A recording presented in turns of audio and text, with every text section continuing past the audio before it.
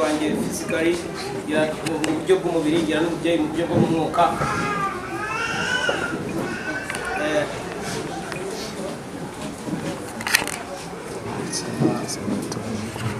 ya mbere mu buryo bw'umubiri agana n'ubujye mu buryo bw'umwuka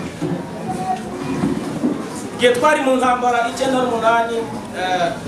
ngo twatangiye uhamagaro w'Imana aho biba byaraturutse abantu Imana iraturinda turi mu mutekano mukeya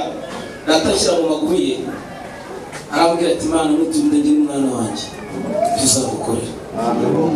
Haleluya Amen gira data ni byiza mfite papa tuganira na papa kandi akabona gaferi nibisekana uko bimeze ndamubwira papa ntabwo nzakorera Imana ntarize ayaturiraho neza mu mwana wanjye ushika amen siyakoze neza yego arongera ndongera ikindi ndakubaza ntabwo nzakorera Imana n'umutindi kamvuge ukena bitwese tugibyo dukena ariko umutindi ntabwo nzakorera Imana n'umutindi avuga ati mwana wanjye ntabwo uzaba umutindi uzaki amen haleluya amen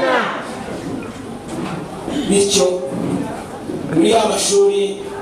kaminuza zivuyeho n'iz'Uganda nyuma nkomezaho andi mashuri yiriwe icyizere bivuye muri wa mpamagaro w'Imana itobye kwizera n'ingeri icyizere cyo kunyohereza mu gihugu cya Hongiriya gira Imana bana buzagukorera